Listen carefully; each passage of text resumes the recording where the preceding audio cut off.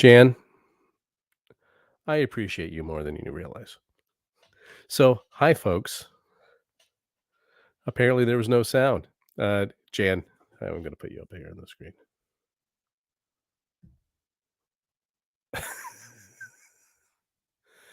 Yeah, I did that again. So,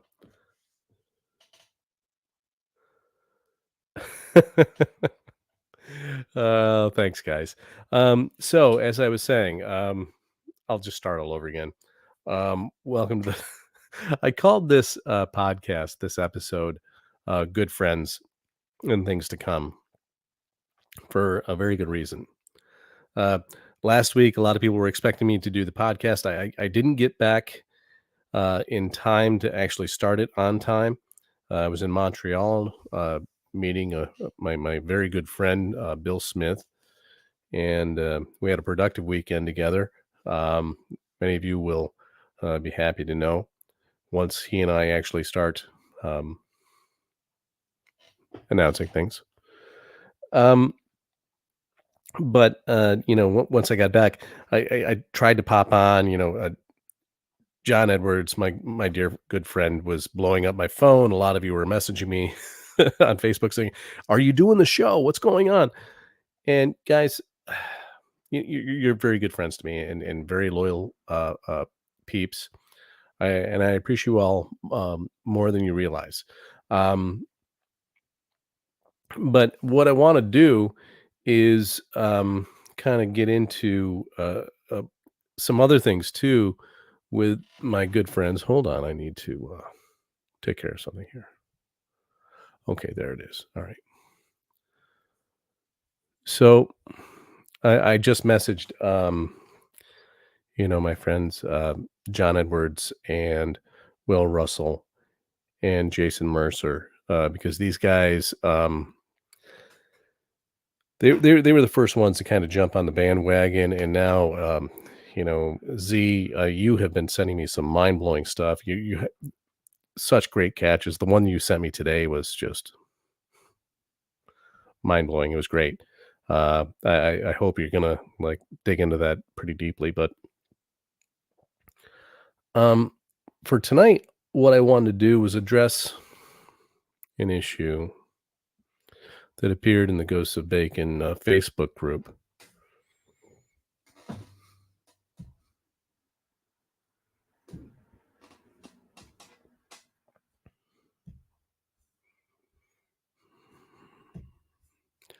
So to do that, I have to share my screen. Oh, look at that! Isn't that crazy? But let's do this. So, um, it appears that I've been photoshopped onto the. Can everybody see that? Okay.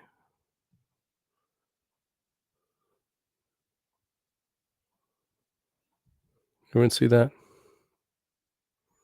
Um, yeah. So John Edwards, my good buddy, Will Russell, my other good buddy, having some fun, decide to create a new character called Shakespeare. And as you can see right here upside down, you have John uh, putting in little Easter eggs for us Ecclesiastes 9:7, which basically talks about, drinking and having a good time. Here you see a nice beer at Shakespeare's right hand. And Will was really excited because he figured this is what I look like with hair. Actually, I think it's more what I look like with these headphones on. I'll let you guys decide. But anyway, if we I'm gonna escape out of this. Let's do this guy. It wasn't long before Jason Mercer decided to Mercerize the image. And where we have a perfect equilateral triangle, as John pointed out in his post, pointing at my chin, which in simple cipher, the word chin actually has a value of 33, which we know is bacon in simple cipher. Reverse cipher, Chin equals 67, which is Francis in simple cipher. And it's 111, which is Bacon in K cipher. In case those of you who are wondering about all of those values. And I'll stop sharing my screen. Jan, you know what? That's exactly it. It looks like my headphones, doesn't it? Yeah, yeah. If I were to grow my hair out at this point, yes, it would still be thin on top and it would grow out on the sides and it would probably look like I still had headphones on. And uh yeah, yeah. Thanks, my friend. Um, so yeah, I just messaged Jason, John, and Will just to see if they would kind of pop on into the chat because let's face it, I didn't announce this as an event this week. Last week, when I tried to get on, I started having all these technical issues, and I found out over the last week that a couple of weeks ago, Facebook basically doesn't allow second party or third party apps in groups anymore unless you set up an event or set up a stream within the group and then back channel it. And I have no idea how to do that. So tonight I'm only streaming to my Facebook business page of the Ghost of Bacon and my YouTube channel. So we're missing out on our two groups, and hence but then again, we have all of the usual people.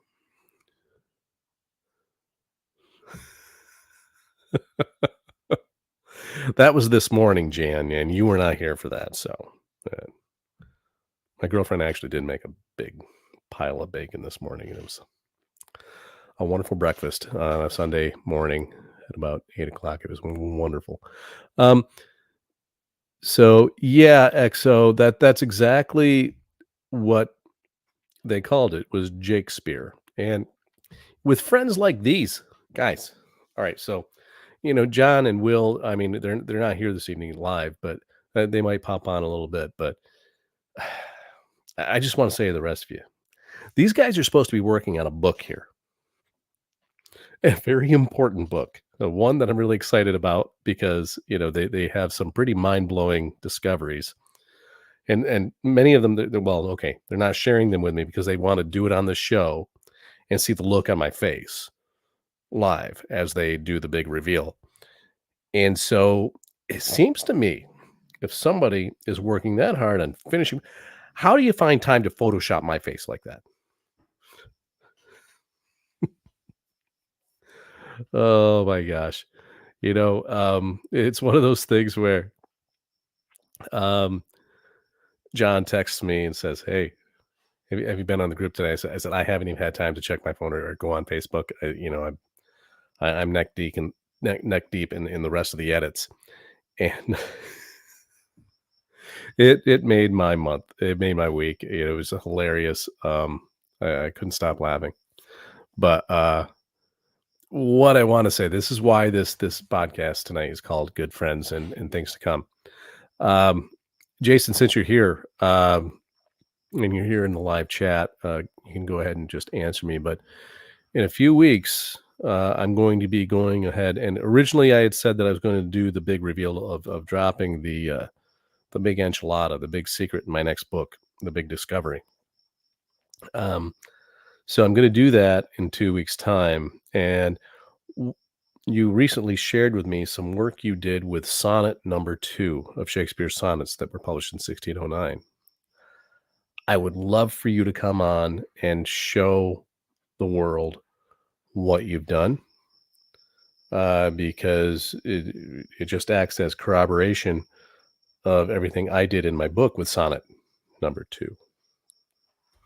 And I think with the two of us presenting our information at the same time is going to melt people's faces, because this is just mind-blowing stuff, gang. Um, one of the big things is this next book. I always say that, you're over the target when you're taking flak. That's one of the things they used to say, back in World War II, um, when they were, on bombing missions and planes. W- I've taken a lot of flack for my first book, and I'm not complaining, and I'm not, putting myself out there as, some sort of martyr or anything like that. I'm just saying, when you make these kinds of discoveries and then you announce them to the world, there are a lot of people with vested interests who not only discover they're wrong and don't want to admit it and refuse to admit it, um, but then they go on the attack. And so many of these very same people are putting out videos, under pseudonyms and those kinds of things. I'm here with my real name. I'm publishing under my real name. And anyone who ever wants to debate these discoveries is welcome to come on this forum or any other forum they want to go on to, even if it's hostile to me. I don't care. I'll go. But this next book has some discoveries that make those in my first book kind of pale in comparison.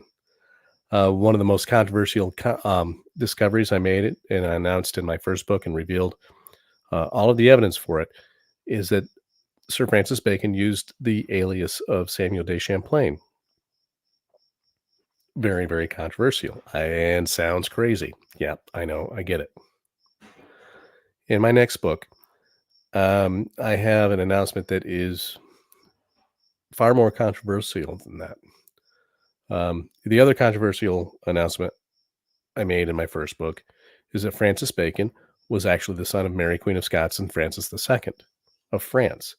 Now, this has really lit some people up, especially in the Francis Bacon Society, people that I really respect, people I've come to know, and like I said, I was when I started this work, I was standing on their shoulders, and um, frankly, they really don't like this information simply because it does disprove one of our favorite theories, and I say our out of love because it was one of my favorite theories that Francis Bacon was the son of Queen Elizabeth I, and he wasn't.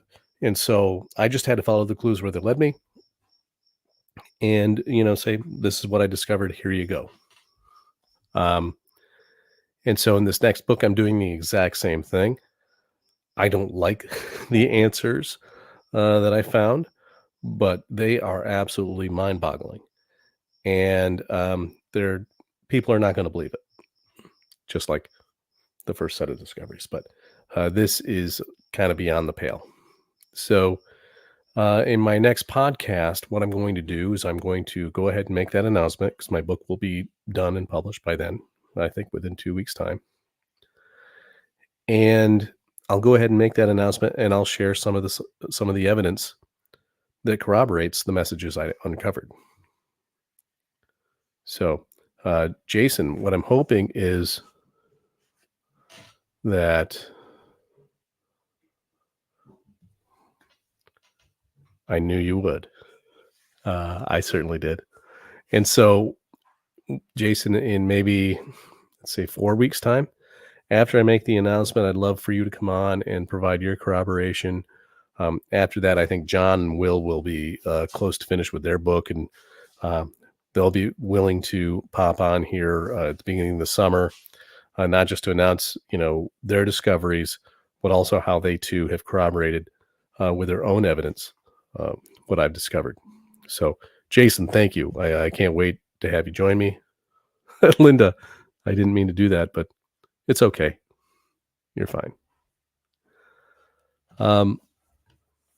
So especially since, like I said, I didn't announce that I was even going to be doing this tonight.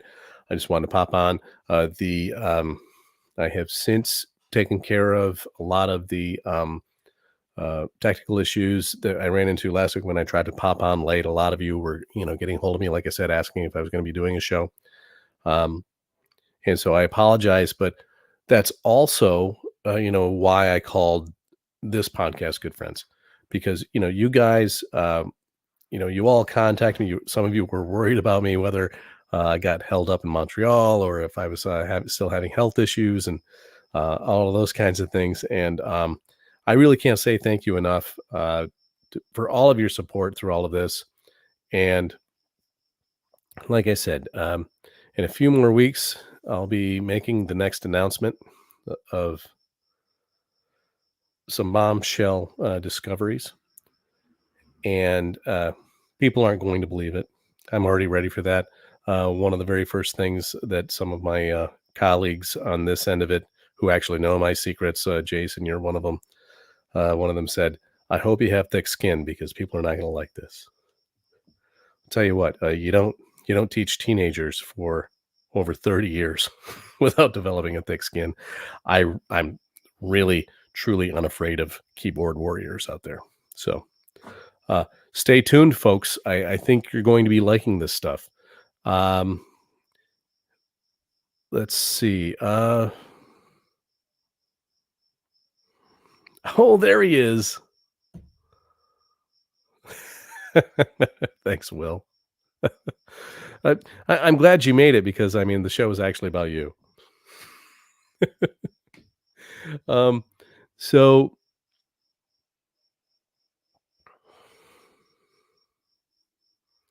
let's see. Jan states, "I hope you're not going to tell me I have to change my belief about Bacon's parentage because my brain takes a while to reverse." No, Bacon's parents were indeed Mary Queen of Scots and Francis II. It's at this point for me, it's unequivocal. The evidence, especially the what we call the bedrock of cipher evidence, according to William and Elizabeth Friedman, the experts in ciphers. Um, they all say the same thing, that Francis Bacon was Francois III, and he was the Dauphin of France. Um, a lot of people don't like it, but there it is. So don't worry, Jan. That part's not changing. However, the idea of who he was placed with and how he was placed with the Bacons and who may have been placed with him is just also very groundbreaking. Um, Linda, no, you can't do that. I mean, none of us can. I'm sorry. I wish I could too, but it's not going to happen. Um,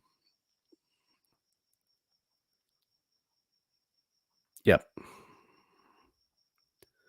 All right, gang. Anything else for the order here? This was going to be a very quick one. I just wanted to bust the chops of William and John and say, if you guys are trying to finish a book, how do you have time to Photoshop my face? This punum here on Will Shakespeare. I loved it, you guys. That was great. Um, all right. Any other questions? Oh, AO, of course, has a very cool comment. This is going to be awesome. Can't wait to hear whatever you guys have in store for us. Thanks, AO. I appreciate your support. You're here every time I pop on. I appreciate you. And I'll tell you what, once Will and John get on here and start sharing some of their stuff too, yeah, there's plenty of Linda. There's plenty of face melting to go around for everyone. I think that's all I got for you this week, gang. I'm sorry, it's like a quick one, but I couldn't get on last week to do this, and what I want to do is, like I said, in a couple of weeks, I'll be making the announcement of the big enchilada here. And I think that, like I said, you're going to enjoy the show.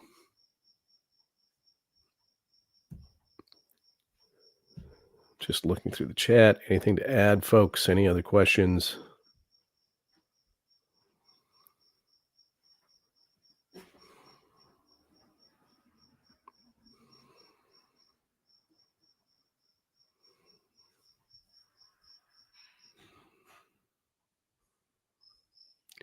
Thanks, Tommy. I can't wait either. I'm ready. I'm ready to be done with this one. This has been a labor of love. It's a love-hate relationship at this point. But I think what everyone's going to appreciate is that, um, you know, when I get into the Shakespeare chapter, there's a bit of a deep dive there into the sonnets, and it's a little tedious. And the easier stuff kind of comes at the end of that chapter. At this point, my favorite chapter is the alias chapter, where I go into all of the aliases that Sir Francis Bacon named in my first book. For example, Tiberio Tonelli. I think that when people see, and I had no idea who that even was before I decrypted that cipher, which I think is just cool, Um, and the more I got into it, the more I looked at his work, I was just, it's all right there. And so what I've done is I've gone into the aliases, kind of dug into their material, the stuff that they painted and published, and identified all of the cipher evidence hidden, actually in plain sight, in every single one of these things. And then so far, that's by far, I think, my favorite chapter. It's just that was just a lot of fun because I feel that those aliases and the hints that they left behind were the ghosts of Bacon. Okay, so that's hence the title. Um,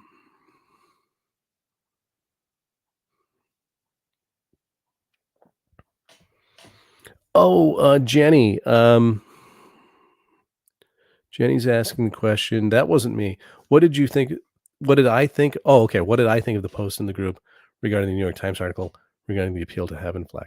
Um, you know what? Um,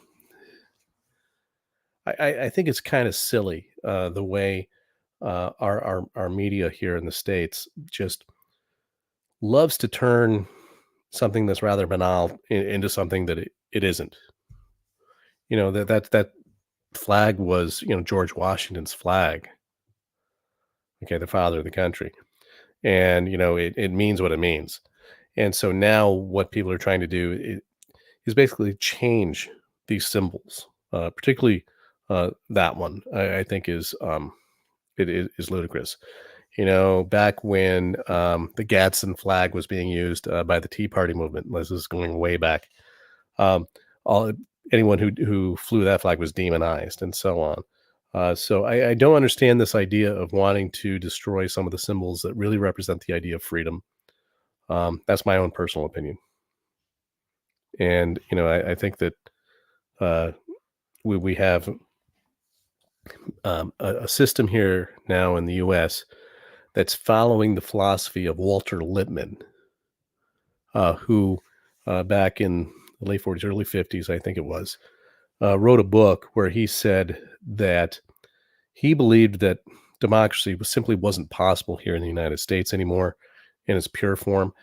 He believed that decisions should just be made by intellectual elites and that the media should be used to basically make people go along with it, right? To influence them and say, no, this is what we're doing. And, or kind of make people think this is what we should do, even though they're already doing it.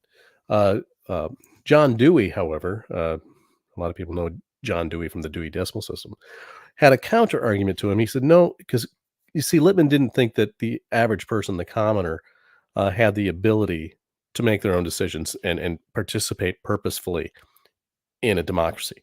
Um, and so, I'm sorry. I mean, the question you asked, I know Jenny was kind of mundane about the flag, but when you're talking about the New York Times, I think this is what's going on. Because this is how my brain works. I think about history. I think about these philosophies of these people. And John Dewey said, no, the American people do have the ability to do this, but journalists have to do their job and actually inform the public, right? Um, and educate them so that they can make an informed decision and participate in the democracy. And so these two guys they never actually had a formal debate, but it is called the Dewey Lippmann debate. Um, so it's pretty interesting. You're asking. I think that is what's happening. Is that our system here is broken in the sense that our journalists believe now that, like what Lippmann believed, that it's their job to form our opinion instead of inform it. So my 2 cents. Oh, hey, Amy, glad you could make it. Um, Jenny, that's exactly what I'm saying. Well, the thing is, there's an argument for the taking down of some statues. That part I get. If there a lot of those statues were erected by, people who were advocates of having the South rise again, blah, blah, blah. It wasn't necessarily we want to get rid of history. Let's find a place for these statues. Let's not destroy them, and let's remember what happened. Um, but go ahead and explain, to a little girl of color, uh, why it's so important to have that statue of Robert E. Lee that everyone's wants to keep. Well, why is he important to her as an American? Not a conversation I want to have with that kid. Just saying. But the idea of taking these emblems like these flags and turning them into something else that they were never meant to be. Yeah, I have a problem with that. See, I follow the Bacon motto of follow the middle way, I guess you would say. Hey, Tom, glad you can make it. Amy, no problem. Um, but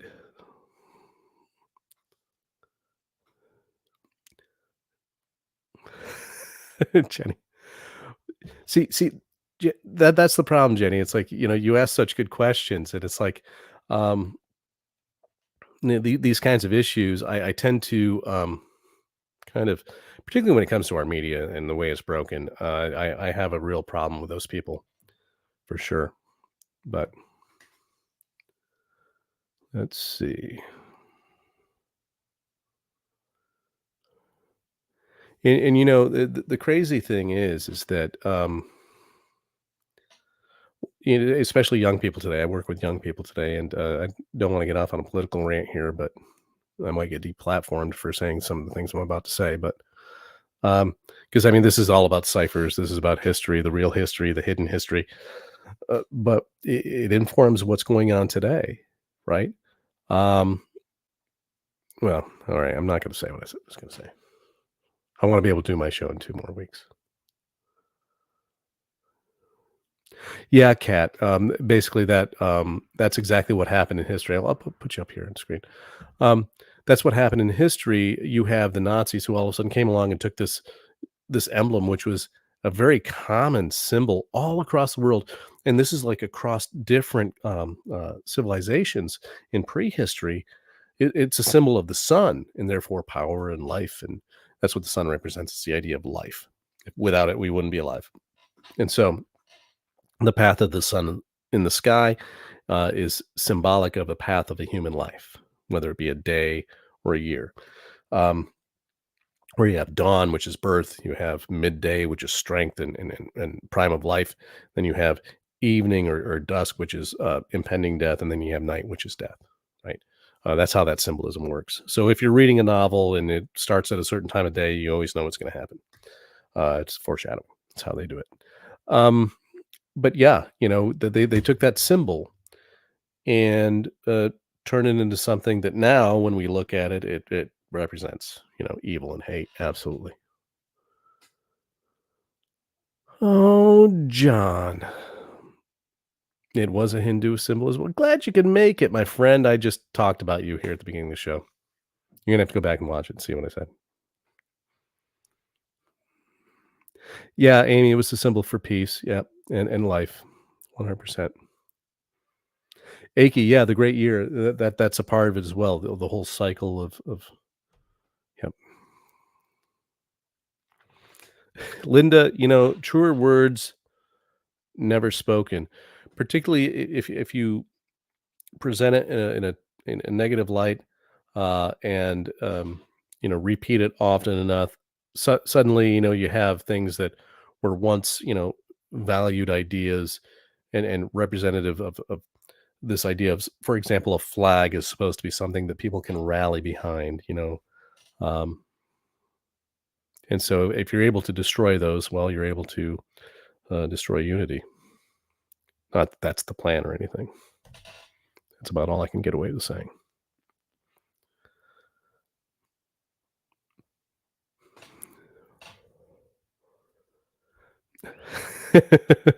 Yeah, well, the St. George's flag, yes, absolutely, it's the same exact thing, yeah, absolutely.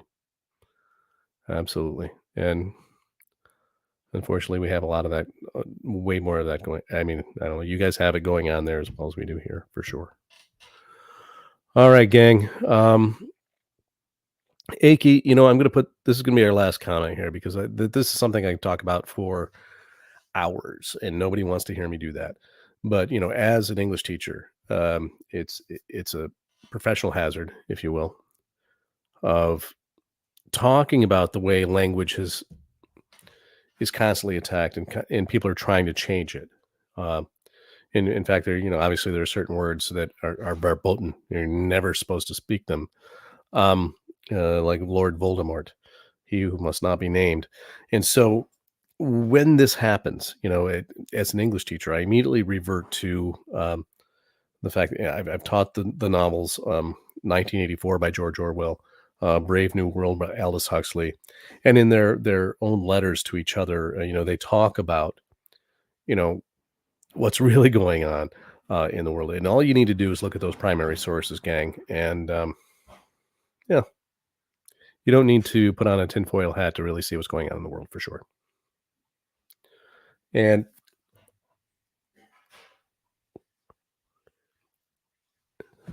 really, Amy, you hit the nail on the head. And it's not just the opposition. I think it's a divide and conquer strategy that's been put in place um, for quite some time. Thanks, Ray. Um, so for sure, and Linda, I find myself thinking about this every day. He was one of the original humanists. He was one of the original people who felt that by educating everyone, you could raise them out of their well of ignorance and they could self-govern. And frankly, I think that even people who are in the well of ignorance have a right to self-govern. I think they were born with that right, and I don't think they have to be educated to do so. So that's the last big philosophical opinion I'm going to give. All right, gang, I'm out of here. I want to say thank you for those of you. I wasn't even like I said, I didn't announce I was doing this, and yet I built it and you came. So seems to be the case each time. I want to say thank you. Thank you to my buddies, John Edwards, Will Russell, Jason Mercer, and oh gosh, Z, if you're watching or you're watching later, thank you for that tidbit you sent me today because wow, I think that's a really big piece in our puzzle we're studying together. So, listen, gang, lots of great discoveries, um, waiting in the wings, and it's not just me. We have John and Will, Jason, Z, Stephanie, a lot of people bringing lots of information to the table now. Everything is starting to kind of snowball, and I really can't wait to unveil all of this. And Jason, yes, I'll see you in a few weeks. Um, Thanks again, gang. I'm going to go ahead and sign off. And until next time, just keep being the cool people you are because you're the ones who make all of this happen. And I appreciate you more than you realize. I don't always get on Facebook as regularly or the group and try to make things happen and stuff. All of you are carrying that all on your own with the momentum that all of you provide. I haven't had time. And as you know, life gets in the way, and here I am doing this podcast a couple of weeks after I meant to. And so I want to say thanks for showing up even when I wasn't here because you guys make it happen. So till next time, be cool to each other. Take care.